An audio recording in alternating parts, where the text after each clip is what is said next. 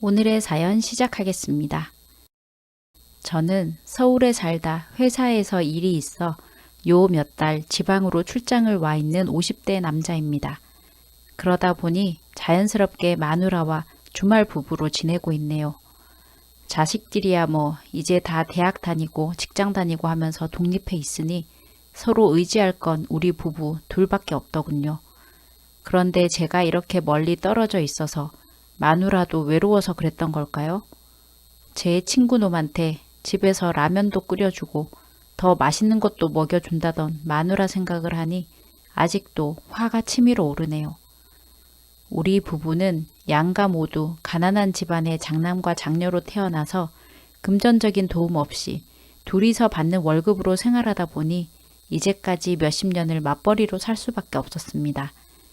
마누라는 워낙에 살림하는 걸 싫어하고 요리 솜씨도 없었던 탓에 대부분 반찬을 사와서 먹거나 시댁, 친정, 번갈아 가며 김치나 반찬을 가져오기도 하고 양가에서 애들도 좀 돌봐주셔서 그나마 수월하게 보냈습니다. 그런데 요리에 영 젬병인 마누라가 그 와중에 라면 하나는 기똥차게 잘 끓였습니다. 친구들과 술자리 끝나고 해장하러 우리 집이 마지막 코스로 정해지는 데는 마누라 라면이 큰 몫을 했지요. 처음에는 내일 일 나가야 되는데 라면 끓이라고 깨운다고 꼴보기 싫다고 성질성질 내던 마누라에게 한 친구놈이 혀 꼬부라진 소리로 아이고 재수씨 죄송하게 됐습니다. 제가 뭐 하나 사들고 오지도 못하고 라면 값이라도 드려야지요 하며 5만 원짜리를 꺼내 식탁 위에 탁 하고 올려놓는 게 아니겠습니까? 술 취한 와중에도 마누라가 싫어하는 기색은 아니구나 싶었는지 이때다 싶어서 다른 친구들도 10,000원, 20,000원씩 식탁에 라면 값이라며 올려놓기 시작하자 식탁에는 금세 10만 원이 넘는 돈이 모였고 마누라는 아직도 새침하긴 하지만 처음보다는 싸늘한 기색이 많이 줄어들며 냄비를 찾아 물을 부으며 무슨 라면이 맛있을라나 하며 찬장을 뒤지더군요. 이걸 계기로 친구들은 술 마시고 난 뒤 얼큰한 해장 라면 얻어 먹어서 좋고 마누라는 라면 끓이는 한 번에 몇십만 원씩 용돈이 턱턱 생기니 좋고 젊었을 때부터 지금까지 쭉 이렇게 제 마누라와 친구들은 식당 주인과 손님처럼 잘 지내고 있었습니다. 늘 친구들과도 잘 어울리던 제가 처음 지방에 내려와 혼자 숙소에 있으니 더욱 더 마누라가 생각나고 보고 싶었습니다. 같이 있을 땐 잔소리로만 들리던 마누라의 참견마저 그리워졌습니다. 같이 지낸 시간이 나를 이렇게 마누라에게 길들여 놓았나 보다. 어저께 연애하고 결혼한 것 같은데 벌써 이렇게 시간이 흘렀나 싶기도 했습니다. 평소에도 일이 많기는 한데 유독 이번 주는 일이 눈코 뜰 새 없이 바빠 좋아하는 술도 못 마시고 마누라한테 전화할 시간도 없이 숙소에 오면 골아 떨어지곤 했습니다. 그래서 그 주는 틈만 나면 주말에 집에 올라가면 친구 놈들하고 술 한잔도 하고 마누라하고 회포도 찐하게 풀어야 되겠다 생각하고 있었습니다. 드디어 기다리던 금요일이 되고 친구들 몇 놈에게 전화를 했습니다. 내가 오늘 올라가니 올라가는 대로 만나 당구도 치고 술도 한잔 하자 했더니 모두 좋답니다. 얼른 올라오기나 하라고. 그 중 진태란 친구놈과도 우리 집에서 만나기로 했습니다. 집이 근처로 제일 가까운 데 사는 놈이라 우리 집에서 저를 태워 친구들 만나러 같이 움직이기로 했습니다. 마음은 벌써 서울 집에 가 있었지만 역시 나이는 못 속이나 봅니다. 일주일간의 피로가 너무 쌓였는지 도저히 몇 시간 운전해서 지금 당장 서울로 올라가지는 못하겠어서 내일 가겠다고 마누라한테 연락하고 숙소로 돌아와 바로 잠이 들었습니다. 워낙 초저녁에 일찍 잠들어서 그런지 깊이 푹 자고 일어났는데도 아직 밤 9시밖에 안 됐더군요. 눈도 말똥말똥하고 혼자 타지에서 뭐하나 싶어 에라 모르겠다. 일단 집으로 출발하자 싶어 바로 차 몰고 집으로 출발했습니다. 마누라한테 살면서 한 번도 해본 적 없는 서프라이즈 이벤트 해준다 생각하니 혼자 실실 웃음도 나더군요.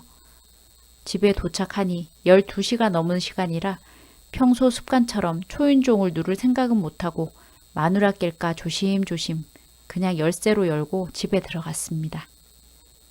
그런데 그날 서울에 우리 집에 올라가지 말 걸 그랬습니다. 그랬다면 마누라와 내 친구가 둘이서 다정하게 라면 끓여 먹고 있는 모습을 보는 일은 없었을 텐데요. 그것도 둘 다 원시 그대로의 모습으로 아주 시원하게 하고 있었습니다. 둘 다 그런 건 아니고 친구놈이 마누라한테 라면 끓여주고 있던 중이었는지 앞치마 하나 달랑 걸치고 있었습니다.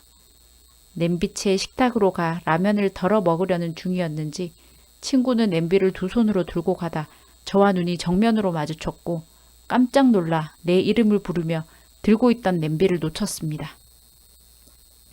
친구가 놓친 냄비에서 펄펄 끓던 라면은 자기 서방이 온지도 모르고 식탁 의자에 앉아있던 마누라의 몸에 모두 쏟아졌습니다. 앉아 있었으니 마누라의 다리에 라면이 담뿍 담겼다. 아이 뜨거워! 하며 벌떡 일어나니 땅바닥으로 철퍼덕 쏟아졌습니다. 나를 봐서 놀란 건지 뜨거운 라면 때문인 건지 구분이 안 될 정도였습니다. 어이가 없게도 그 와중에 바람핀 장면을 목격하고 화를 내야 하는 건 저인데 마누라가 뜨거워 죽는다고 난리를 치니 성질낼 타이밍도 놓치고 화도 쑥 들어갔습니다.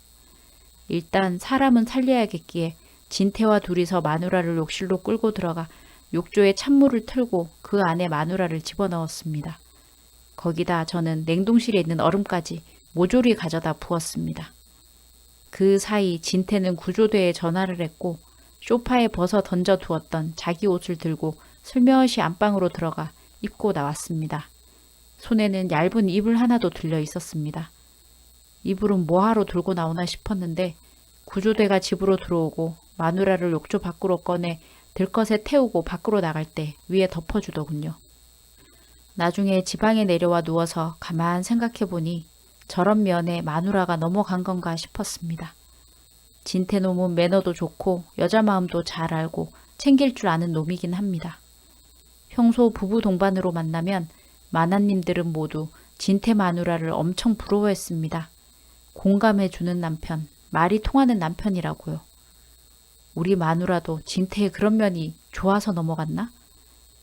저는 노는 것만 좋아했지 도통 마누라가 뭘 좋아하는지 챙겨주는 것도 없었고 다른 놈들은 여자가 좋아 바람을 피우기도 한다는데 오히려 그런 쪽으론 별로 관심도 없었습니다.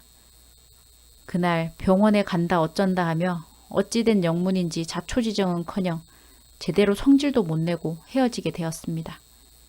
결국엔 병원 밖에서 진태와 저는 한 대 태우면서 먼 산 보며 얘기를 했는데 진태와 마누라는 벌써 그 옛날부터 그렇고 그런 관계였습니다.